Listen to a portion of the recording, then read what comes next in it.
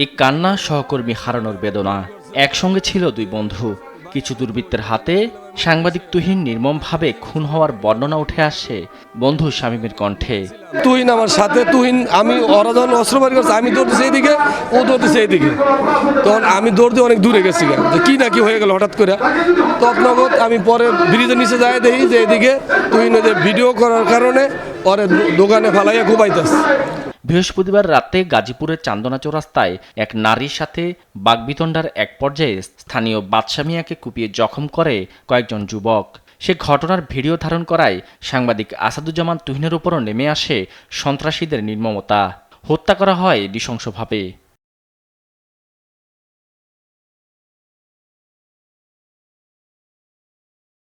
প্রকাশ্যে কুপিয়ে হত্যার এমন ঘটনায় আতঙ্কিত স্থানীয়রা। নিজেদের নিরাপত্তাহীনতার কথা তুলে ধরে খুনিদের দ্রুত গ্রেফতারের দাবি জানান তারা। সেই নিরাপদে না, আমরা সাধারণ জনগণ কীভাবে নিরাপদে থাকবো? চলাফেরা আমাদের জন্য আসলে রিস্কি ব্যাপার হয়ে গেছে, কারণ রাস্তাঘাটে চলাফেরা আসলে কঠিন একটা দায় হয়ে গেছে। রাস্তায় বের হলে আমরা ভয় পাই এখন। এটি যদি ন্যায় বিচার হয়, আসামি গ্রেপ্তার হয়, তাহলে আমরা খুশি। শুক্রবার সকালে বাসন থানায় অজ্ঞাত 20 থেকে 25 জনকে আসামি করে মামলা করেন সাংবাদিক তুহিনের বড় ভাই। এ ঘটনায় এখন পর্যন্ত 5 জনকে জিজ্ঞাসাবাদের জন্য আটক করেছে পুলিশ।